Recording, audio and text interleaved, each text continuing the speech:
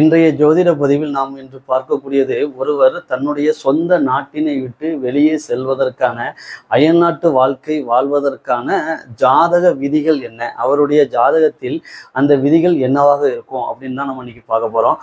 ஒருவர் அங்கே அயல்நாட்டில் குடியுரிமை வாங்கி அந்த அயல்நாட்டிலே அங்கே செட்டில் ஆகக்கூடியவர் ஜாதக அமைப்பு என்னவாக இருக்கும், அதற்கு எந்த பாவகமானது, ஒருவர் அயல்நாட்டிற்கு வேலைக்கு சென்று அவர் மீண்டும் திரும்பி தாயகத்திற்கு வருவதும் மீண்டும் அங்கே செல்வதுமாக இருப்பாரா, அல்லது நிரந்தரமாக தன்னுடைய குடியுரிமையை அங்கே ஒரு அயல்நாட்டில் தான் பணிபுரிகின்ற அயல்நாட்டில் ஒரு குடியுரிமையை பெற்று அங்கே அவர் தங்கி விடுவாரா அப்படிங்கிறது இதற்கு இரண்டுக்கும் இடையிலான ஜோதிட விதிகள், இதற்கு என்ன வேறுபாடுகள், இதற்கு எந்த பாவகங்கள் இங்கே அவருக்கு துணை புரிய வேண்டும் அப்படிங்கிறத நம்ம இன்னைக்கு பார்க்க போறோம். சரிங்களா? இப்போ இதனோடு கூடுதலாக ஒரு உதாரண ஜாதகத்தை எடுக்க போறோம். அந்த உதாரண ஜாதகத்தோடு ஒரு கூடுதலாக இங்கே இந்த குருவினுடைய பார்வை பலன் பெரிதா, அதனோடு இணைந்து இந்த சுக்கிரனுடைய பார்வை பலன் பெரிதா அப்படிங்கிறதுக்கான விடையையும் இன்னைக்கு நம்ம இந்த ஜோதிடத்தின் மூலமா இங்க பார்க்கலாம். அது மட்டும் இல்ல, இந்த பதில்கள் அனைத்துமே நமக்கு பிரபஞ்சத்திடமிருந்து நாம் ஏன் எதற்கு என்ற கேள்விகள் கேட்கின்ற போது கிடைத்த பதில்கள். நாம் இங்க எந்த ஒரு புத்தகத்தை பார்த்து, மூல நூல்கள் என்ற ஒரு புத்தகத்தை பார்த்துலாம் நாம் இங்க படிச்சுக்கிட்டு இல்லை. அப்படி இல்லைன்னா வேற எதுவும் ஒரு பதிவுகளை பார்த்தோ அல்லது வாசித்தோ இங்க நமக்கு சொல்லி காட்டுறது கிடையாது. நாம் ஒரு கேள்வியை இந்த பிரபஞ்சத்திடம் கேட்கின்றோம், அந்த பிரபஞ்சம் அதற்கான பதிலை அங்கே தாராளமாக கொடுக்கிறது. ஒரு மனிதனாக பிறந்த யாராக இருப்பினும், ஒரு உயிராக பிறந்த பூமியில் ஒரு பிறந்த உயிர்கள் எதுவானாலும் அது தன்னுடைய ஆற்றலின் மூலமான பிரபஞ்சத்திடம் கேள்விகள் கேட்கின்ற போது அது பதில் கொடுக்கின்றது. அதன் மட்டுமல்ல, நாம் தான் நம்முடைய கர்மாவின் பொறுத்து அந்த பிரபஞ்சம் பேசுவதை உணராமல் இருக்கின்றோமே தவிர்த்து, அந்த பிரபஞ்சம் தாராளமாய் பேசுவதற்கு, நம்மோடு பேசுவதற்கு அங்கே ஒரு காதலன் காதலி நோக்கி எப்படி காத்து கொண்டிருப்பாளோ அதே போல் நம்முள் இருக்கின்ற ஆன்மா பிரபஞ்சத்தினுடைய ஒரு சக்தி என்பதால் அந்த நம்மளுடைய ஆன்மாவின் மூலமான இந்த பிரபஞ்சமானது இணைவதற்கும் தொடர்பு கொள்வதற்கும் காத்து கிடைக்கின்றது. நாம் தான் நம்மளுடைய கர்மாவின் அடிப்படையில் அதை செவி கொடுத்து கேட்பதில்லை. அதே போன்றுதான் நம்ம இன்னைக்கு என்ன பண்றோம் அப்படின்னா, இந்த ஜோதிடத்தினுடைய பதிவுகள் மூல நூல்களில் இருந்து மட்டுமே எடுக்கப்பட்டது பதில்களை நம்ம பதிவுகளை மூல நூல்களில் இருந்து எடுக்கப்பட்ட பதிவுகள்லாம் நம்ம தொடர்ந்து பார்த்துக்கிட்டு இல்லை. எப்பவும் மருத்துவத்திற்கான முதல்நிலை கிரகம் செவ்வாய் தான் அப்படிங்கிறத நேற்று நம்ம ஒரு ஷார்ட்ஸ் வீடியோவா போட்டிருக்கிறோம். எதனால அப்படின்னு பார்த்தோம் அப்படின்னா, அங்க நமக்கு மிக தெளிவான ஒரு பதில்ங்கிறது இந்த பிரபஞ்சத்திடம் இருந்து நம்ம ஒரு கேள்வியா கேட்கிறோம். என்ன கேள்வி அப்படின்னா, இங்க மருத்துவத்திற்கான முதல்நிலை கிரகம் செவ்வாய் இல்லை அப்படிங்கிற மாதிரி ஒரு டாபிக் போயிட்டு இருக்கு. மருத்துவத்திற்கான முதல்நிலை கிரகம் செவ்வாய் அப்படின்னு ஒரு டாபிக் போகுது. அப்போ நாம இங்க யார்கிட்ட கேட்கணும் அப்படின்னா, இங்கே நிரந்தரமற்ற மனிதர்களிடம் சென்று அவர்களுடைய கருத்துக்களை கேட்பதற்கு நாம் இங்க தயாராக இல்லை. அது யாராக இருப்பினும் என்ன செய்யலாம் அப்படின்னா, ஜோதிடமே இந்த பிரபஞ்சத்தினுடைய விதிகளை படிக்கக்கூடிய ஒரு மெஷர்மெண்ட் தான். அப்போ அந்த மெஷர்மெண்ட் டூல் தான். அப்படிங்கிற போது அப்போ நமக்கு இங்கே கதாநாயகன் யார் அப்படின்னா இந்த பிரபஞ்சம் தான். பிரபஞ்சத்தினம் நம்ம எப்போதும் போலவே நம்ம ஆள் இருக்காரு, அங்க நம்ம கேள்வியை கேட்டுக்கலாம் அப்படின்னு கேட்கிறப்ப நமக்கு ஒரு தெளிவா ஒரு பதில் கிடைச்சது. அதை உடனே நம்ம ஷார்ட்ஸா போட்டோம். என்ன அப்படின்னா, இந்த பூமி என்பது செவ்வாயினுடைய காரகம் அப்படின்னு நம்ம சொல்றாங்க. ஆனால் அந்த செவ்வாயினுடைய காரகம் பூமிங்கிறதுக்கு காரணம் என்ன? இந்த நிரந்தரமற்ற மனிதனின் உடல்கள் ஆனது இந்த புவியில் மட்டுமே வாழ்வதால் அந்த புவியானது இங்கே செவ்வாயினுடைய காரகம் ஆனதை தவிர்த்து, செவ்வாயினுடைய உயிர் காரகம் என்பது ஒரு மனிதனுடைய உடல் தான் அப்படிங்கிறது நமக்கு ஒரு பதிலாக கிடைச்சிச்சு. அப்போ நமக்கு ஒரு உடலில் இருந்து தான் நமக்கு என்ன தெரியணும் அப்படின்னா, அந்த நோய் ஏற்படுகிறதா இல்லையா என்பதை கண்டுபிடிக்கணும். அப்படின்னா ஒரு நோய் என்பது ஒரு உடலில் தான் ஏற்படும். அந்த ஆன்மாவிற்கு என்பது நோய்கள் என்று எதுவுமே கிடையாது. நிரந்தரமான ஆன்மாவிற்கு நோய்களோ இறப்புகளோ கிடையாது. அப்போ நிரந்தரமற்ற இந்த உடலுக்குத்தான், செவ்வாயினுடைய இந்த நிரந்தரமற்ற உடலுக்குத்தான் என்ன ஏற்படுகிறது அப்படின்னா ஒரு பழுது ஏற்படுகிறது. அந்த பழுதுகளை நீக்க வேண்டும் என்றால் கண்டிப்பாக இந்த உடல் காரகனான இந்த செவ்வாய் தான் முன்வர வேண்டும். அதை ஒரு சுக்கிரனோடு இணைத்து 6ஆம் பாவகத்திற்கு அங்கே நோய் காரகன் அங்கே சுக்கிரன் என்பதாலும் உடல்கள் என்பது செவ்வாயினுடைய காரகமாக இங்கே வராது அப்படின்னு நமக்கு ஒரு குழப்பம் குழப்பம் இருந்துச்சு அப்படின்னா நீங்க தெளிவா புரிஞ்சுக்கோங்க. சுக்கிரனுடைய காரகத்தினால் மட்டுமே, இந்த சுக்கிரனுடைய காரகமானது நம்மளுடைய உடலில் ஏற்படுவதால் மட்டுமே நமக்கு குழந்தை என்கின்ற இன்னொரு உடலோடு சேர்ந்த ஒரு ஆன்மாவானது நாம் இங்கே பெற்றெடுக்கின்றோம். அதனோடு மட்டுமல்ல, அந்த உயிரும் தாயினுடைய ஒரு மனித உடலில் இருந்து வெளிப்படுவது, இயற்கையாக வெளிப்படுவது என்பது அந்த 6 தலைகீழான அந்த 9 என்ற உடலின் தலைகீழ் மதிப்பாக அங்க தலைகீழாகவே அவன் பிறக்கின்றான். இதுதான் கான்செப்டுங்க. அப்போ 9 தலைகீழாக வெளிப்படுவது தான் இங்க மனிதனுடைய பிறப்பு. அப்போ இயற்கையான மனித பிறப்பு என்பது இந்த 9 என்ற ஒரு உடலில் இருந்து தலைகீழாக இங்க தலைகீழான ஒரு நிலையில் வெளிப்படுவது அப்படிங்கிறது தான் இங்க நம்ம புரிஞ்சுக்க முடியும். அது மட்டும் இல்லாம ஏன் அப்படின்னா அது சுக்கிரனுடைய காரகத்தால் பிறந்தது. சுக்கிரனுடைய காரகம் என்பது காமத்தினுடைய அமைப்பு. அவ்வாறு என்ற எண்ணிலை கொண்ட சுக்கிரனுடைய காரகத்தால் இந்த உடலில் ஏற்பட்ட அந்த உயிரானது 6 வடிவமாகவே அங்கே பிறக்க வேண்டும் என்பதுதான் இயற்கையினுடைய நீதி. சரிங்களா? அப்போ அந்த கான்செப்ட் படி பார்க்குறப்ப அந்த ஷார்ட்ஸை போய் பாருங்க. மிக தெளிவா ஏன் மருத்துவர் ஆகக்கூடிய ஜாதக அமைப்பு அப்படிங்கிறத மிக தெளிவா ஒரு உதாரண ஜாதகத்தோடு போட்டிருக்கோம். அந்த உதாரண ஜாதகங்கிறது இப்போ டாக்டராக இருக்கக்கூடியவர் இல்லை, இனிமேல் டாக்டரா வரக்கூடியவர் அப்படிங்கிறத 100% நம்ம அங்கே பலனா சொல்லியிருக்கிறோம். கண்டிப்பா நிச்சயமா அங்க அப்படிதான் இருக்கும். அந்த அந்த பலனா நம்ம சொல்லியிருக்கிறோம். அது பிரபஞ்சத்தினுடைய கோட்பாடின்படி மிகச் சரியாகவே இருக்கும். சரிங்களா? இப்போ நம்ம இங்க பார்க்கக்கூடியது ஒரு அயல்நாடு செல்வதற்கான ஜாதக அமைப்பு என்ன. ஒருவர் அயல்நாட்டிற்கு சென்று வேலை செய்து பணிபுரிந்து திரும்ப தாய்நாடு திரும்பவும் அமைப்பிற்கும், அதே போன்று அந்த ஜாதகன் என்பவர் திரும்பும் தாய் நாட்டிற்கு மீண்டும் திரும்ப வராமல் சொல்லக்கூடிய அந்த நாட்டினுடைய ஒரு குடியுரிமையை பெற்று அங்கேயே அந்த நாட்டின் குடிமகனாக தங்கிவிடுவதற்கும் என்ன ஜோதிட விதிகள் இருக்கிறது. அப்போ அயல் நாட்டிற்கான ஜோதிட விதிகள் என்ன? அவர் அயல் நாட்டிலே தங்கியிருப்பாரா, இல்லைன்னா அந்த அயல் நாட்டு வாசியாகவே அவர் மாறிவிடுவாரா, அல்லது என்ன இந்த தன்னுடைய தாய் நாட்டிற்கு அவர் மீண்டும் திரும்பி விடுவாரா அப்படிங்கிற ரெண்டையும் சேர்த்தே நாம் என்ன செய்ய போறோம் அப்படின்னா ஜோதிட ரீதியில் இங்கே பார்க்க போகிறோம். உதாரண ஜாதகமாக ஒரு மேச லக்னத்தை நம்ம எடுத்துக்கலாம். முதல் லக்னம் இல்லையா, காலபுருஷ தத்துவத்தின் முதல் லக்னமான மேச லக்னத்தை நாம் இங்கே எடுத்துக்கலாம். இந்த மேச லக்னத்தினுடைய 2ஆம் பாவகம் என்பது இங்கே சுக்கிரனுடைய வீடை குறிக்கும். அப்போ இந்த சுக்கிரன் என்பவர் 2ஆம் பாவகத்தில் அமர்ந்திருக்கிறார் அப்படின்னு வச்சுக்கோங்க. சரிங்களா? அதே போன்று இந்த லக்னத்தினுடைய 9ஆம் அதிபதி என்று சொல்லக்கூடியவர் இங்கே குரு. அந்த குருவானவர் தன்னுடைய மூல திரிகோண வீடான தனுசில் ஆட்சி பெற்ற நிலையில் இருக்கிறார். சரிங்களா? அந்த குருவானவர் இங்கே 12ஆம் பாவகத்திற்கும் அதிபதி என்பதையும் நினைவில் வைத்துக் கொள்ளுங்கள். சரி, இந்த ஜாதகத்தில் இந்த குருவானவர் என்ன செய்யறார் அப்படின்னு பாத்தீங்கன்னா தன்னுடைய 5ஆம் பார்வையால் இந்த லக்னத்தை பார்ப்பார். அதனோடு மட்டுமல்ல, தன்னுடைய 7ஆம் பார்வையால் இந்த லக்னத்தினுடைய 3ஆம் வீட்டினை பார்ப்பார். அதனோடு மட்டுமல்ல, தன்னுடைய 9ஆம் பார்வையால் இந்த லக்னத்தினுடைய 5ஆம் பாவகத்தையும் பார்ப்பார். அப்போ அதனோடு மட்டுமல்ல, இந்த குரு பார்க்கக்கூடிய லக்னம் என்பது பொதுவாக முதல் வீடு அப்படிங்கிறத தாண்டி லக்னம்னா என்ன? ஒரு மனிதனுடைய உயிர் மற்றும் உடலை குறிக்கக்கூடியது லக்னம். ஒரு மனிதனுடைய உடல் அமைப்பு எப்படி இருக்கும்? சுக்கிரன் இப்போ ரிஷப லக்னத்துல துலாம் லக்னத்துல பிறந்திருக்கலாம் அப்படின்னா அவனுடைய உடல் அமைப்பு எப்படி இருக்கும்? பார்க்க கவர்ச்சியாக இருப்பானா? அதே போன்று ஒருவன் புதனுடைய லக்னத்தில் பிறந்திருக்கானா, ரொம்ப கீப் குவைட்டா இருக்கானா? அப்போ அவன் வாயெல்லாம் ரொம்ப பேச மாட்டான்.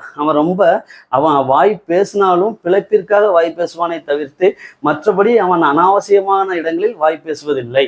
அதுதான் நமக்கு இங்க ஜோதிட துறையெல்லாம் புதன் வருவதற்கான காரணம் அதுதான். கணிதத்திற்கு காரணம் புதனும் சொல்லக்கூடிய அந்த அர்த்தமும் அதுதான். சரிங்களா? அதே போல மேச லக்னத்தில் ஒருத்தன் பிறந்திருக்கான்னா போல்டா இருப்பான். சரிங்களா? அதே போல எல்லா லக்னங்களுக்கும் நாம் இங்க சொல்லிவிட முடியும். அப்போ இந்த ஜாதகத்தில் மேச லக்னமாக நம்ம எடுத்துருக்கிறோம். அங்கே குருவோடைய 5ஆம் பார்வை விழுவதால் அங்கே எந்த பிளானட்ஸும் இல்லைங்கிறத வச்சுக்கோங்க. இது ஒரு கற்பனை ஜாதகம் தான். சரிங்களா? அப்போ அந்த 5ஆம் பார்வையாக குருவினுடைய 5ஆம் பார்வையானது இந்த லக்னத்திற்கு விழுகின்ற போது இந்த லக்னம் என்பது உயிர் உடல் என்ற இரண்டையும் சேர்த்து சொல்லக்கூடிய அந்த ஜாதகனை குறிப்பிடுகிறது. அப்போ அந்த ஜாதகன் என்னவாக இருப்பான்னா இந்த குருவினுடைய வாக்கியத்தை பெறுபவனாக, இந்த குருவினுடைய காரகத்தை பெறுபவனாக இருப்பான். இது அடுத்ததாக இந்த மூலத்திரிகோண வீட்டில் இருக்கக்கூடிய இந்த குருவினுடைய நேர் சமசப்தம 7ஆம் பார்வையானது எங்கே விழுகிறது என்றால் இந்த லக்னத்தினுடைய 3ஆம் பாவகத்தில் மிதுனத்தில் விழும். அப்போ இந்த மிதுன வீடு என்பது இந்த லக்னத்திற்கு 3ஆம் பாவகம் என்பதால் இந்த பாவகம் வீரியத்தை குறிக்கிறது. அந்த ஜாதகனுடைய வீரியம் என்ன அப்படிங்கிறத தீர்மானிக்கிறது இந்த பாவகம் தான். அதனோடு மட்டுமல்ல, அந்த வீரியத்தை பொறுத்துதான் அவன் முயற்சி செய்வான். ஒரு ஜாதகத்துல நீ முயற்சி செய்யணும் மோட்டிவேஷனே பண்ணிக்கிட்டு இருந்தோம் அப்படின்னா அவன் என்ன ஆயிட முடியாது அப்படின்னா அவனுடைய முயற்சிகள்லாம் கடுமையாக இருக்கவே இருக்காது. அப்போ பிறப்பிலேயே அவனுடைய 3ஆம் பாவகத்தினுடைய வீரியத்தை பொறுத்துதான் அவனுக்கான முயற்சிகள் இருக்கும். அவனுக்கான முயற்சிகளை பொறுத்துதான் அவனுக்கு கிடைக்கக்கூடிய வெற்றிகள் இருக்கும். அவனுக்கான வெற்றியை பொறுத்துதான் அவனுக்கு கிடைக்கக்கூடிய பெயர்கள் இருக்கும். அந்த பெயரை பொறுத்து அவனுக்கு புகழ் கிடைக்கும். அப்போ இந்த 3ஆம் பாவகம்ங்கிற இந்த லக்னத்தினுடைய வீரிய ஸ்தானத்தை இந்த குருவானவர் சமசத்தமாக 7ஆம் பார்வையாக பார்ப்பார். அதனோடு மட்டுமல்ல, இந்த குருவினுடைய 9ஆம் பார்வை இந்த லக்னத்திற்கு 5ஆம் பாவகமான சிம்மத்தில் விழும். அப்போ இந்த சிம்மத்தில் இந்த லக்னத்தினுடைய 5ஆம் பாவகமுமான இந்த சிம்ம வீடான இந்த லக்னத்திற்கு 5ஆம் பாவகமுமான இந்த சிம்மத்திற்கு இந்த குருவினுடைய 9ஆம் பார்வை விழுகின்ற போது இந்த லக்னத்தினுடைய 5ஆம் பாவகம் என்பது எதை கொண்டிருக்கிறது அப்படின்னா அந்த ஜாதகனுடைய குழந்தையை குறிக்கின்றது. அந்த ஜாதகனுக்கு பிறக்கின்ற குழந்தைகளை சொல்லக்கூடியது 5ஆம் பாவகம். அதனோடு மட்டுமல்ல, இந்த 5ஆம் பாவகம் என்பதே எல்லா ஜாதகத்துக்கும், இந்த ஜாதகம் உதாரண ஜாதகம்லாம் அப்படிலாம் கிடையாது. எந்த ஜாதகமா இருந்தாலும் 5ஆம் பாவகம் என்பது 9ஆம் பாவகத்தின் சின்ன வீடு. என்ன கேட்கறதுக்கு கொஞ்சம் சிரிப்பா இருக்கலாம், ஆனா இதுதான் உண்மை. என்ன அப்படின்னா, அப்படி இல்லைன்னா மினி 5ஆம் பாவகம் என்பது மினி ஹவுஸ் ஆஃப் 9th அப்படின்னா, அதாவது 9ஆம் வீட்டினுடைய ஒரு சிறிய வீடு அப்படிங்கிறது தான் இங்கே 5ஆம் பாவகம் அப்படிங்கிறது அர்த்தம். ஏன் அப்படின்னா இந்த 9ஆம் பாவகம் என்பது தந்தையால் தான் பிறந்ததை குறிப்பிடுவது இங்கே 9ஆம் பாவகம். தன்னால் பிறக்கக்கூடிய குழந்தைகளை சொல்வது இந்த 5ஆம் பாவகம். அப்போ இந்த 9ஆம் பாவகத்திற்கு அப்போ இங்க 5ஆம் பாவகம் என்பது பேர குழந்தையா தானே வரணும். புரிஞ்சா உங்களுக்கு? அப்போ அதனாலதான் நம்ம என்ன சொல்றோம் அப்படின்னா இந்த 9ஆம் பாவகத்தினுடைய ஒரு சிறு வீடு அப்படிங்கிறது தான் இங்க 5ஆம் பாவகமாக வரும். அதனால 5ஆம் பாவகம் அவனுக்கு பிறந்த குழந்தையை சொல்லக்கூடியது, 9ஆம் பாவகம் தான் யாருக்கு குழந்தையாக பிறந்தான் என்பதை சொல்லக்கூடியது. சரிங்களா? இப்போ இந்த குருவானவர் தன்னுடைய 3 பார்வையால் இந்த லக்னத்தையும் இந்த லக்னத்திற்கு 3ஆம் பாவகத்தையும் இந்த லக்னத்திற்கு 5ஆம் பாவகத்தையும் தன்னுடைய 3 பார்வையால் பார்க்கிறார். சரி, ரைட்டு. இதற்கு அடுத்ததாக 2ஆம் வீட்டில் அமர்ந்த சுக்கிரன். ஏற்கனவே நம்ம என்ன சொல்லியிருக்கோம், இந்த சுக்கிரன் 2ஆம் பாவகமான ரிஷபத்தில் இருக்கிறார் நம்ம சொன்னோம். அப்போ தன்னுடைய 7ஆம் பார்வையால் இந்த லக்னத்தினுடைய 8ஆம் பாவகத்தை பார்ப்பார். அப்போ இங்கே 8ஆம் பாவகம் என்பது இங்கே செவ்வாயினுடைய வீடாகவே இங்கே வரும். அதனோடு மட்டுமல்ல, இந்த 8ஆம் பாவகம் என்பது எதை குறிப்பிடுகிறது அப்படின்னா அயல் நாட்டு பணம், அதாவது வெளிநாட்டிலிருந்து வரக்கூடிய தூர தேசங்களிலிருந்து வரக்கூடிய தனத்தை குறிக்கக்கூடியது 8ஆம் பாவகம். அந்த தனத்தின் அளவானது அதீதமாக இருக்கக்கூடியது. நம்மூர் மணிக்கு எதுக்குங்க ஃபாரின் போறான்? இந்த அயல்நாட்டில் இருக்கக்கூடிய ஒரு பேங்க்ல ஒரு மேனேஜரா டைரக்ட் போஸ்டிங்ல பிரான்ச் மேனேஜராகவோ இல்லைன்னா ஒரு டிவிஷனல் மேனேஜராகவோ இல்லைன்னா ஒரு ஏஜிஎம் ஆகவோ அங்கே போஸ்டிங்லாம் அவருக்கு கிடைக்க போறது இல்லை. இங்கே என்ன வேலையை பார்க்குறாரோ, எந்த நிறுவனத்தில் அவர் இங்கே ஒரு கம்பெனியில் இருந்தாரோ அதே கம்பெனியில் அங்கே ஒரு ஆயில் அண்ட் கேஸ் கம்பெனியோ, ஒரு குவைத்தா எடுத்துக்கிட்டா ஒரு ஆயில் அண்ட் கேஸ் கம்பெனி, இல்லைன்னா அமெரிக்கா, லண்டன் அந்த மாதிரி ஒரு நாடுகளை எடுத்துக்கிட்டோம் அப்படின்னா அவங்க ஒரு கேட்டரிங் முடிச்சிருக்காருன்னா ஒரு 5 ஸ்டார் ஹோட்டல்கள்லையோ அங்கதான் அவர் ஒர்க் பண்ணுவார். இங்க என்ன வேலையை பார்த்தாரோ அதே ஒர்க்கு தான் இந்த எக்ஸ்பீரியன்ஸின் அடிப்படையில் அங்க போய் வேலை பார்ப்பார். அப்போ இதே சேம் ஒர்க்கு தான் நாட்டினுடைய பணத்தின் அளவானது இங்கே அதீதமாக கிடைக்கிறது. அப்போ அவர் செய்கின்ற வேலைக்கு அதீத ஊதியத்தை பெறுவதற்காக அங்கு அயல்நாடு செல்வதை குறிக்கிறது. அதே தான் இங்க 8ஆம் பாவகம் என்ன சொல்கிறதுன்னா அதீத தனம் என்று சொல்கிறது. சரிங்களா? இது இந்த ஜாதகத்தில் இப்போ அயல்நாடு செல்வதற்கான அமைப்பு தீர்மானிக்கப்பட்டது. இந்த ஜாதகத்துல நீங்க என்ன சொல்லக்கூடாது அப்படின்னா, இந்த ஜாதகத்திலிருந்து அடிஷ்னலா நான் இங்க ஒரு தகவலை சொல்ல விரும்புறேன். என்ன அப்படின்னா, இந்த குருவின் பார்வையை வைத்து இந்த குருவின் இருப்பை வைத்து, பாவக இருப்பை வைத்து இங்கே இவர் ஏன்னா 9ஆம் பாவகத்துல குரு இருக்கிறார். அப்போ 9ஆம் பாவகத்துல குரு இருந்து லக்னத்தை பார்க்கிறாரு.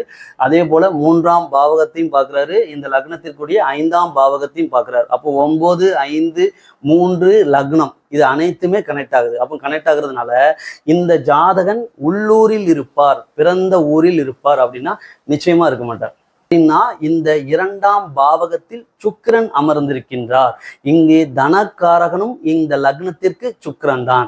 அதனோடு மட்டுமல்ல, அந்த சுக்கிரன் என்ன செய்கிறார்னா தன்னுடைய ஒரே பார்வையான 7ஆம் பார்வையால் 8ஆம் பாவகத்தை இங்கே பார்க்கிறார். அப்போ நாம இங்க சுக்கிரனுடைய பார்வை பலன்தான் முன்னிலைப்படுத்தி அதற்கு பிறகுதான் நாம் என்ன செய்யணும் அப்படின்னா இந்த குருவினுடைய பார்வை தொடர்புகளை இணைக்க வேண்டும். இப்படி பலன் எடுக்கும்போது தான் அது சரியாக வரும். ஏன் அப்படின்னா இந்த குருவினுடைய பார்வையானது இங்கே சிதறடிக்கப்படுகிறது. பொதுவாகவே ஒரு ஒளியினுடைய ஒளி சிதறல்கள் ஏற்படும் போது அந்த ஒளியினுடைய அங்க வீரியமானது குறையும். இதுதானே பிராக்டிக்கல். ஒரு டார்ச் லைட் அடிச்சிட்டு இருக்கீங்க, அதனுடைய ஃபோக்கஸ் வந்து ரொம்ப கம்மியாக இருக்குது. அப்போது அந்த ஒளி சிதறல்கள் வந்து ரொம்ப அதிகமாக இருந்துச்சு அப்படின்னா அந்த இடங்கள்ல அது பிரதிபலிக்கக்கூடிய அது வந்து ஃபோக்கஸ் பண்ணக்கூடிய ஏரியா வேணால் நமக்கு வந்து அதிகமாக இருக்கலாம். ஆனால் அதனுடைய தன்மை என்பது ஒளி தன்மை என்பது அங்கே குறைவாக தான் இருக்கும். அதே நேரத்தில் இன்னொருத்தர் ஒரு டார்ச் லைட் வச்சிருக்கிறாரு. அவருடைய டார்ச் லைட்டுங்கிறது ஒளி சிதறல்கள் அதிகமாக இல்லை, ஒரு குறிப்பிட்ட இடத்தை மட்டும் அது ஃபோக்கஸ் பண்ணுது அப்படின்னா அங்கே என்ன இருக்கும் அப்படின்னா நீங்கள் அடிக்கிற உங்கள் கையில் இருக்கிற டார்ச் லைட்டை விடவும் அது குறைவான பகுதியை கவர் பண்ணாலும் அந்த பகுதி மிக மிக தெளிவாக இருக்கும். இதுக்கு உதாரணமாக ஜோதிடம் என்பதே ஒரு மானுட வாழ்வியல் தான். இதோடைய வாழ்வியல் முறைகள்ல இருந்து நம்ம பாருங்களேன். ஒரு மஞ்சள் நிற லைட்டை வந்து ஒருத்தர் கார்ல போறவர் பிரதிபலிக்கிறார். ஒரு மஞ்சள் நிற லைட்டை வந்து ஒரு கார்ல போறவர் பயன்படுத்துறார் அப்படின்னா அந்த ஒளி வந்து எதிர்த்தாப்புல வர்றவங்களை என்ன செய்யாது அப்படின்னா டிஸ்டர்பன்ஸ் பண்ணாது. அதே நேரத்துல வெள்ளை நிற ஒளியை வந்து அதிகமா அந்த வெள்ளை நிற லைட்டை அந்த ஹெட்லைட்டை அவர் பயன்படுத்துறப்ப நிச்சயமாக எதிரே இருப்பவருக்கு அங்கே எரிச்சல் ஊட்டும். காரணம் என்ன அப்படின்னா அந்த ஒளித்தன்மை அதிகமாக இருப்பதால் அங்கே எதிர்த்தாப்புல வரக்கூடியவர் டிஸ்டர்பன்ஸ் ஆவாரு. இதைத்தான் நம்ம என்ன சொல்றோம், சுக்கிரன் என்பவர் எப்படி வேண்டுமானாலும் நீ வாழலாம் அப்படின்னு சொல்லக்கூடியது. இங்கே குரு என்பது எதிர்த்தாப்புல வரவனே டிஸ்டர்ப் பண்ணக்கூடாதா, நீ உனக்கு ஒரு சின்ன உனக்கான ஒளியை ஏற்படுத்திக்கோ. அந்த ஒளித்தன்மை பிறரையும் என்ன செய்யக்கூடாது, டிஸ்டர்பன்ஸ் பண்ணக்கூடாது. அது பிறருக்கு விபத்தாக மாறக்கூடாது. அதனுள் உன்னுடைய வாழ்க்கை பயணத்தை நீ செய்யணும் அப்படிங்கிறது தான் நமக்கு இங்க என்ன அப்படின்னா நார்மலா ஒரு மஞ்சள் நிற லைட்டுகளை பயன்படுத்தி அங்க போகிறது. இங்கே இந்த வெள்ளை நிற ஒளிகளை வந்து அதிக ஒளித்தன்மையை கொண்டதாக இருக்கும்.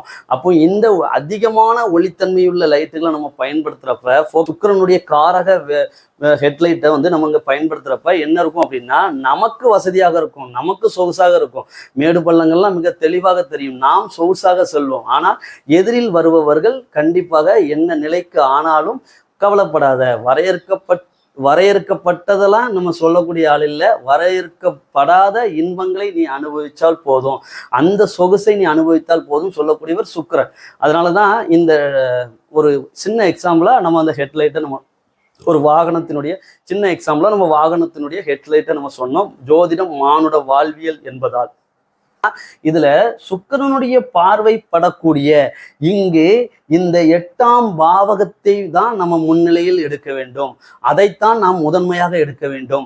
இங்கு 8ஆம் பாவகம் வந்து அதிக வலுவாக இருக்கிறது. நாம் இதுக்கு வேற வழிகளெல்லாம் பயன்படுத்த விரும்பல, சரிங்களா? அப்போ இந்த 8ஆம் பாவகம் அதிக பவர்ஃபுல்லாக இருக்கு, சரிங்களா? அதே போன்று இந்த குரு பார்க்கக்கூடிய பாவகத்தை ஏன் நம்ம வந்து முதன்நிலையா சொல்லல? இவ்வளவுக்கும் யோகாதிபதிங்கிறவர் அந்த குரு தான். இந்த லக்னத்திற்கு 9 கூடிய பாக்கிய ஸ்தானத்திற்கு அதிபதி அந்த குரு தான். ஆனாலும் என்ன சொல்லலை அப்படின்னா அந்த குருவை நாம் இங்கே முன்னிலைப்படுத்தவில்லை. பொதுவாக குருதசை நடக்குமே, மேச லக்னத்தில் இருக்கிறவன் குருதசை வர்றப்ப என்ன செய்வான் அப்படின்னா ஒரு இருக்கும் இடத்தை விட்டு இன்னொரு இடம் வந்து பெயர்ந்து செல்வான், அதன் மூலமாக பாக்கியத்தை அடைவான் அப்படிங்கிறது ஒரு பேசிக்கான விதி. இந்த ஜாதகத்தை பொறுத்தவரை சொன்னதுனால சொல்றோம். இப்போ அந்த 12ஆம் பாவகத்தை எல்லாம் நம்ம இங்க கொண்டு வந்துலாம் இங்க பலன் நம்ம எடுக்கல. நமக்கு என்ன சொல்லியிருக்கோம் அப்படின்னா இந்த இந்த சுக்கிரன் என்பவனுடைய ஒளித்தன்மை என்பது இந்த குரு பார்க்கக்கூடிய பாவகங்களை விட இங்கே அதிகமாக இருக்கும். இவ்வளவுக்கும் அவர் மூலத்திரிகோண வீட்டிலிருந்து அந்த குரு பார்க்கிறார். ஆனால் இங்கே இந்த சுக்கிரன் என்பவர் தன்னுடைய ஆட்சி பெற்ற வீட்டிலிருந்து தான் இங்கே பார்க்கிறார். அப்படி பார்த்தாலும் இந்த ரிஷபத்தில் இருந்து பார்க்கக்கூடிய சுக்கிரனுடைய அந்த ஒரு பார்வை என்பது இந்த குருவினுடைய பார்வையை விடவும் அதிக வலுப்பெற்றது. ஜாதகத்தில் 8ஆம் பாவகமானது அதீத தன்மையில் வலுப்பெற்றதால் இதுல இன்னொன்னு நம்ம மெயினா புரிஞ்சுக்கணும். இங்கே ஏதேனும் கிரகங்கள் இல்லை. இங்க நமக்கு 7ஆம் பாவகத்துல என்ன கொடுத்துரும், இந்த லக்னத்திற்கு இந்த உதாரண ஜாதகத்துல இந்த 8ஆம் பாவகத்துல எந்த கிரகங்களையும் நாம் கொடுக்கல. ஒருவேளை இந்த கிரகங்கள் இங்கே இருந்தால் என்ன அப்படின்னா இந்த சுக்கிரனுடைய பார்வைக்கு வலிமை இல்லை. ஏன் வலிமை இல்லை அப்படின்னா இங்கே சனி அமர்ந்து விட்டால், இங்கே ஒரு செவ்வாயே அமர்ந்தாலும் என்ன பண்ணுவார்னா தன்னுடைய பார்வையால் 7ஆம் பார்வையால் இந்த சுக்கிரனை பார்ப்பார். அப்போ சுக்கிரன் பார்க்கக்கூடிய பாவகத்தில் எந்த கிரகங்களும் இல்லை என்றால், அந்த சுக்கிரனோடு எந்த கிரகங்களும் இணையவில்லை என்றால், அப்போ இந்த சுக்கிரன் ஒரு பாவகத்தை பார்க்கிறது, அந்த பாவகத்தில் எந்த கிரகங்களும் இல்லை என்றால் அந்த சுக்கிரன் பார்க்கின்ற அந்த பாவகம் குரு பார்க்கின்ற பாவகத்தை விடவும் வலிமை பெறும். இதுதான் கான்செப்ட். சரிங்களா? அப்போ இதன்படி இங்கே இந்த லக்னத்திற்கு 2ஆம் பாவகத்தின் அதிபதியான அந்த சுக்கிரன் 2ஆம் பாவகத்தில் ஆட்சி பெற்று தனஸ்தானத்திலேயே தனாதிபதி ஆட்சி பெற்று அவர் இந்த 8ஆம் பாவகத்தை பார்ப்பதால், இந்த லக்னத்தினுடைய 8ஆம் பாவகம் என்பது அயல்நாட்டு பணம், ஆயுள், ஒருத்தர் அயல்நாட்டுல போய் அவர் என்ன செய்யறாரு, வாழ்றார் அப்படிங்கிறது அனைத்தையும் குறிப்பிடுவதால் இந்த கூடிய அயல் நாட்டில் அவர் வசிப்பவராக இருப்பார். இங்க இந்த லக்னத்தை அதன் மூலமாக இதனை தொடர்ந்து சுக்கிரனுடைய பார்வை பலன் பாவகத்தை இந்த 8ஆம் பாவகத்தை தொடர்ந்து பின் நமக்கு இங்க என்ன சொல்லணும் அப்படின்னா குருவினுடைய பார்வையும் இணைத்து சொல்ல வேண்டும். அப்போ இந்த ஜாதகனுக்கு 9ஆம் பாவகத்தில் 9ஆம் அதிபதி ஆட்சி பெற்று அவர் இங்கே லக்னத்தை பார்ப்பதால் இந்த ஜாதகன் அயல் நாட்டில் தன்னுடைய முயற்சியையும் வெற்றியையும் வீரியத்தையும் செயல்படுத்தி அங்கே பெயரும் புகழும் பெறுவார். அதனோடு மட்டுமல்ல 5ஆம் பாவகத்தையும் இங்கே 9ஆம் அதிபதி இங்கே பார்வையிடுவதால் இந்த ஸ்தானம் என்பது எதை குறிக்கிறது, அவர் குழந்தைகளை குறிக்கிறது, அவர் குழந்தை பிறக்கும் இடத்தை குறிக்கிறது. அப்போ இந்த ஜாதகனுக்கு பிறக்கக்கூடிய குழந்தைகள் அந்த நாட்டின் குடியுரிமை பெற்றதாக அங்கே இருக்கும். இப்போ குழந்தை ஒருத்தருக்கு பிறகு அப்படின்னா நிச்சயமாக அவருடைய 7ஆம் பாவகமான மனைவி ஸ்தானமும் அங்கே உடன் இருப்பார்.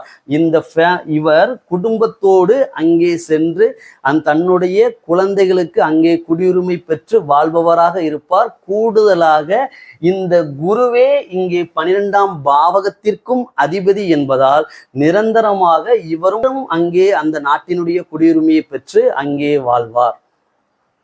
இது படி பலன் பாருங்க, மிக தெளிவாக இருக்கும்.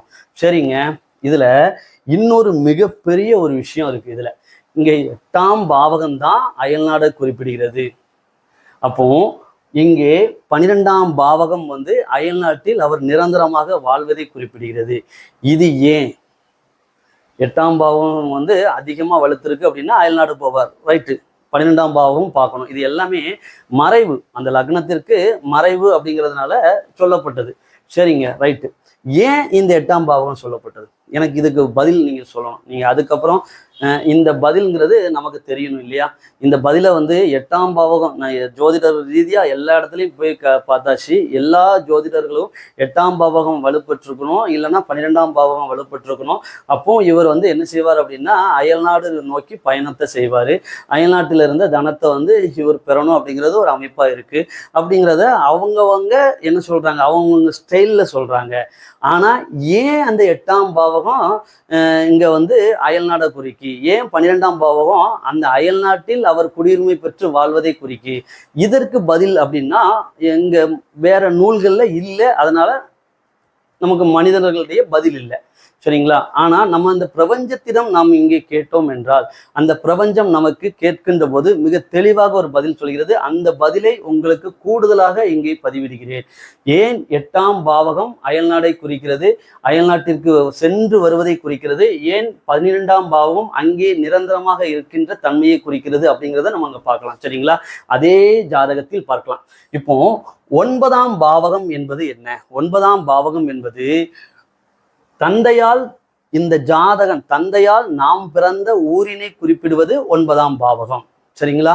5ஆம் பாவகம் என்பது தன் குழந்தைகள் பிறந்த, தன்னால் தன் குழந்தைகள் பிறந்த ஊரினை குறிப்பிடுவது 5ஆம் பாவகம். 9ஆம் பாவகம் தந்தையால் நாம் பிறந்த ஊரினை குறிப்பிடுவது 9ஆம் பாவகம். 5ஆம் பாவகம் என்பது தன்னால் தன்னுடைய குழந்தைகள் பிறந்த ஊர்களை குறிப்பிடுவது 5ஆம் பாவகம். அதனாலே நிறைய பேர் பாருங்க, இந்த 9ஆம் பாவகமும் 5ஆம் பாவகமும் வலுப்பெற்று இருக்கிறவர்கள் என்ன செய்ய மாட்டாங்க அப்படின்னா, வேற நாடுகளோ வேற ஊர்களோ எங்கும் சென்று அவர்கள் வாழ மாட்டார்கள்.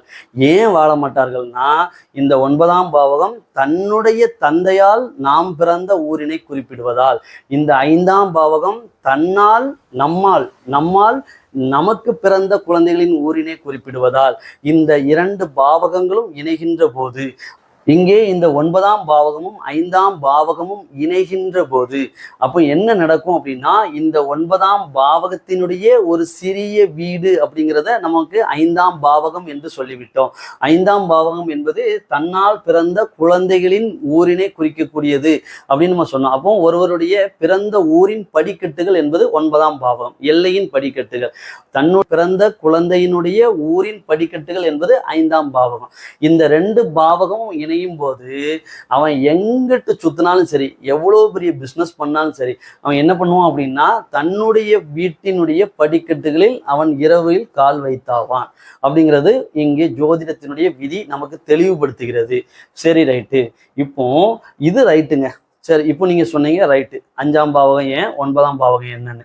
அதற்கு அடுத்தது, இதனால இவன் ஃபாரின் போகலன்னு தெளிவாகுது. அதற்கு அடுத்ததா நாம இங்க என்ன சொல்லலாம் அப்படின்னா, நாம 8ஆம் பாவகம் ஏன் இதற்கு நேர் எதிரான அயல் நாடுகளை குறிப்பிடுகிறது அப்படின்னா, இந்த 5ஆம் பாவகத்தினுடைய, இந்த 5ஆம் பாவகத்தின் நமக்கு பிறந்த குழந்தைகளினுடைய ஊரின் எல்லை படிக்கட்டுகளான இந்த 5ஆம் பாவகத்திற்கு இங்கு 4ஆம் பாவகமாக வரக்கூடியது இந்த லக்னத்தினுடைய 8ஆம் பாவகம். இந்த உதாரண ஜாதகத்தில் சிம்மம் என்பது இங்க என்னவாக இருக்கு அப்படின்னா 5ஆம் பாவகமாக இருக்கிறது. அப்போ இந்த 5ஆம் பாவகத்தினுடைய 4ஆம் வீடு என்பது இந்த லக்னத்தினுடைய 8ஆம் பாவகமான விருச்சகமாக வரும். புரிஞ்சா உங்களுக்கு? இப்போ இந்த 5ஆம் பாவகத்தினுடைய 4ஆம் பாவகம் தான் இந்த லக்னத்தினுடைய 8ஆம் பாவகம். 4ஆம் பாவகம்னா என்ன? ஒருவருடைய வீட்டினை குறிப்பிடுவது. ஒருவருக்கு 4ஆம் பாவகமும் 4ஆம் பாவகத்து அதிபதிகளும் வலுப்பெற்று இருந்தா அவர்களுடைய தசாவும் இங்கே நல்ல நிலையில் வருகின்ற போது அவர் பிரம்மாண்டமான ஒரு வீடுகளை கட்டுவார். உடன் சுக்கிரனுடைய காம்பினேஷன் இருக்கும் போது கவர்ச்சியான ஒரு வீடை கட்டுவார். உடன் சனியினோட ஒரு காம்பினேஷன்ல இருக்கும்போது அவர் என்ன பண்ணுவார் அப்படின்னா, செகண்டா ஒரு வீடை வாங்குவார். பாரம்பரிய வீடாக அது இருக்கும். அதனோடு கூட குருவோடு அங்கே இணைகின்ற போது அவர் கோயிலுக்கு மிக அருகாமையில் இருக்கின்ற ஒரு வீட்டை வாங்குவார். அந்த கோவில் என்பவன இந்த மதமா அந்த மதமெல்லாம் கிடையாது, இறை வழிபாடு ஸ்தலங்களுக்கு பக்கத்தில் இருக்கின்ற ஒரு இடத்தை வாங்குவார். அப்போ 4ஆம் பாவகம் என்பது ஒருவனுடைய குடியிருக்கின்ற வீட்டினை குறிக்கின்றது. இப்போ இந்த 5ஆம் பாவகத்திற்கு இந்த 8ஆம் பாவகம் 4ஆம் பாவகமாக வருகிறது. பாவகத்திற்கு 4ஆம் பாவகம் என்பது இங்கே 8ஆம் பாவகமாக வருவதால் இந்த 4ஆம் பாவகம் குறிப்பிடுகின்ற அந்த வீடு ஆனது இங்கே இந்த லக்னத்திற்கு என்னவாகிறது? அந்த பாவகம் 8ஆம் பாவகமாக வருகிறது. அப்போ மறைவாக வருகிறது. பாக்கியம், குழந்தைகளை பிரிந்து அந்த குழந்தைகள் பிறந்த ஊரினையும் கடந்து அவன் அயல் நாட்டிற்கு செல்ல வேண்டும். அவன் ஏன் செல்ல வேண்டும்? நாளுக்குரிய சுகத்தை தேடி, அவன் சுகத்திற்காக, அவனுடைய 4 சொகுசாய் வாழ்வதற்கு தானே 4ஆம் பாவம்னு சுகஸ்தானமும் அதுதானே.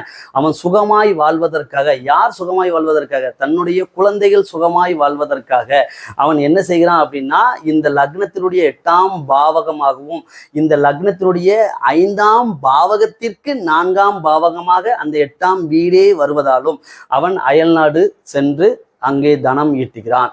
இதுதான் 8ஆம் பாவகம் வலுப்பற்றவன் ஏன் அயல்நாடு செல்கிறான் அப்படிங்கிறது நமக்கு இங்க ஒரு பிரபஞ்ச உண்மை புரிய வருகிறது. மூல நூல்கள்ல இல்லை, நம்ம இங்க யாருக்கும் சொல்லாமல்லாம் இருக்கல. பிரபஞ்சம் நம்மிடம் நமக்கு என்ன பதில் கொடுத்ததோ அதை அப்படியே ஷேர் பண்றோம். இதுல எடிட்டிங்ல வேணா சின்ன குழப்பங்கள் இருக்கலாம். ஏன்னா நமக்கு எடிட் பண்ணணும் உட்காந்துட்டு நேரம் எடுக்கிறதுக்கான போதிய நேரங்களும் நமக்கு இல்லை.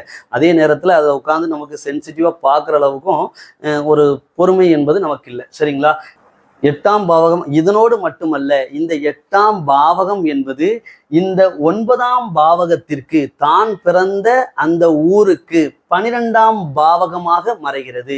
தான் பிறந்த அந்த இடத்திற்கு இங்கே என்னவாக மாறுகிறதுனா 12ஆம் பாவகமாகவும் மாறுவதால் இந்த 8ஆம் பாவகத்தில் நாடு மற்றும் அயல்நாட்டு தேசத்தை இங்கே குறிப்பிடுகிறது இந்த 8ஆம் பாவகம். சரிங்க, அப்போ 8ஆம் பாவகம் ஏன்னு சொல்லிட்டீங்க. அவர் ஏன் அப்போ இங்க ஏன் போயிட்டு வராருங்கிறது 12ஆம் பாவகத்துல தான் புரியும்.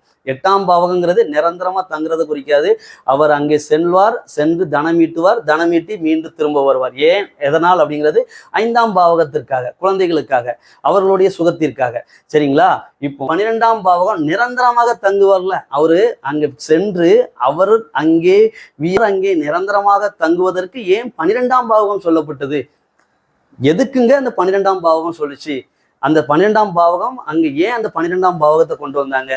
12ஆம் பாவகத்தை பார்க்கணும், பலன் சொல்லலாம். ஏன் பார்க்கணும் அப்படிங்கிறதுக்கு நமக்கு தெரியணும் அப்படின்னா நம்ம வேற யாரும் இல்லை, நம்ம பிரபஞ்சத்திட்ட தான் கேட்கணும். சரிங்களா? இப்போ அந்த அமைப்பின்படி நம்ம இங்க மிக தெளிவா என்ன சொல்ல முடியும் அப்படின்னா, இந்த 9ஆம் பாவகத்திற்கு 4ஆம் வீடாக இந்த 12ஆம் பாவகம் வரும். அப்போ 9ஆம் பாவகம்ங்கிறது என்ன? தந்தையால் தான் பிறந்த ஊரினை குறிப்பிடுவது இங்கே 9ஆம் பாவகம். தந்தையால் தான் பிறந்த ஊரின் எல்லையை குறிப்பிடுவது இங்கே 9ஆம் பாவகம். அப்போ இந்த 9ஆம் பாவக என்பது ஒருவருடைய பிறந்த ஊரினை குறிப்பிடுகிறது. அந்த ஊருக்கு, அவர் பிறந்த ஊருக்கு, அவர் தந்தை பிறந்த அவர் தந்தையால் அவர் பிறந்த பூர்வீகத்திற்கு, அந்த பூர்வீகத்திற்கு இங்கே 4ஆம் பாவகமாக இந்த 12ஆம் பாவகம் வருகிறது. அதனோடு மட்டுமல்ல, இந்த பாவகம்தான் லக்னத்திற்கு, லக்னம் என்ற அந்த ஜாதகனுக்கு விரயமாக 12ஆம் பாவகமாக இருக்கிறது. சரிங்களா? அப்போ இந்த ஜாதகனுக்கும் அது 12ஆம் பாவகமாக அமைந்து ஒரு குடியுரிமை, பொதுவாகவே ஒரு குடியுரிமை அப்படிங்கிறது எதன் அடிப்படையில் கொடுக்கப்படுகிறது? நம்மளுடைய தந்தையினுடைய பிறப்பினை வைத்தும் அந்த தந்தைக்கு முன்னோர்களுடைய பிறப்பின் அந்த பாக்கியத்தின் அடிப்படையில் நாம் பிறக்கின்ற பகுதியை பொறுத்தும் குடியுரிமையானது இங்கே வழங்கப்படுகிறது. இதுதானே கான்செப்ட். இப்போ அதன் அடிப்படையில் இங்கே உங்களுடைய குடியுரிமையை குறிக்கக்கூடிய தந்தையால் நீங்கள் பிறந்ததை குறிப்பது 9ஆம் பாவகம், அந்த ஊரினை குறிப்பது. தந்தையால் நீங்கள் பிறந்த பகுதியை குறிப்பது, அந்த பகுதியின் எல்லைகளை குறிப்பது இங்கே 9ஆம் பாவகம் என்பதால் அந்த 9ஆம் பாவகத்திற்கு 4ஆம் பாவகமாக 12ஆம் பாவகம் வருவதால், புரிஞ்சுச்சா? அப்போ இந்த பாவகத்தை தாண்டி இன்னொரு இடத்தில், இந்த குடியுரிமையை தாண்டி இன்னொரு இடத்தில் நிரந்தரமான இன்னொரு குடியுரிமையை அவன் பெறுவதற்கான தகுதியை சொல்லக்கூடிய இடம் இந்த 12ஆம் பாவகம். ஒருவர் பிறப்பின் அடிப்படையில் தானே அங்க குடியுரிமை அப்படிங்கிறது பேசப்படுகிறது. இப்போ இந்த பிறப்பின் அடிப்படையிலான இந்த 9ஆம் பாவகத்திற்கு இங்கே 12ஆம் பாவகம் என்பது, இந்த லக்னத்தினுடைய 12ஆம் பாவகம் என்பது இந்த 9ஆம் பாவகத்திற்கு 4ஆக வருவதால், அப்போ இவருடைய பிறந்த ஊரே என்னவாக மாறும் அப்படின்னா அந்த விரயம் என்று சொல்லக்கூடிய நிரந்தர அயல்நாடு என்று சொல்லக்கூடிய அந்த இடத்தில் குடியுரிமை பெற்று வாழ்வதை குறிப்பிட்டு விடுகிறது. தெளிவாக நமக்கு பதில் கிடைத்து விடுகிறது. அப்போ இந்த 12ஆம் பாவகம் இதனோடு மட்டுமல்ல, இவர் சொந்த ஊரை தாண்டி இங்க 8ங்கிறது என்னது? அவர் சொந்த ஊரை தாண்டி என்ன இருக்கிறார்? அவர் தொலைவில் இருக்கிறார். ஆனா இங்க இந்த லக்னமே ஒருவனுடைய உடல், ஒருவனுடைய உயிர் அனைத்தையும் குறிப்பிடுவது. லக்னம் தான் ஜாதகன் அப்படிங்கிற பட்சத்துல இந்த ஜாதகனே என்ன செய்கிறான்? இங்கே விரயம் என்று சொல்லக்கூடிய அயல் நாடு பிரதேசம் என்று சொல்லக்கூடிய அந்த 12ஆம் பாவகத்தில் இந்த 9ஆம் பாவகத்திற்கு 4ஆம் பாவகமாகவும் அந்த 12ஆம் பாவகம் வருவதாலும் அந்த இடத்தில் ஏன்னாங்க 4 தானே நம்ம வீடுன்னு பார்த்தோம். அதே இங்க ஊடையில மறந்துடக்கூடாது, அதுக்காக திரும்ப நினைவுபடுத்துறேன். இந்த 9ஆம் பாவகத்திற்கு 4 வீடை குறிக்கக்கூடிய 4ஆம் பாவகம் என்பது இங்கே 12ஆம் பாவகம். அப்போ இந்த 12ஆம் பாவகங்கிறதுனால இந்த பிறந்த ஊரினை விட்டு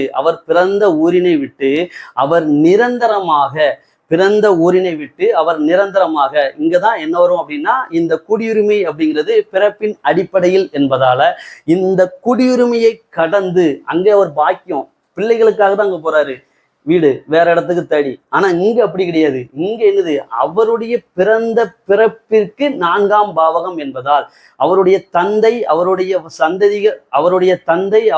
பரம்பரை என்கின்ற சொல்லக்கூடிய அந்த பிறப்பின் குடியுரிமையை கடந்து, அந்த பிறப்பினுடைய பகுதியை கடந்து அவர் நிரந்தரமாக என்ன 12ஆம் பாவகங்கிறது இந்த 9ஆம் பாவகத்தில் 4ஆம் வீடாக வருவதால் அங்கே சென்று அவர் வாழ்கிறார், நிரந்தரமாக வாழ்கிறார்.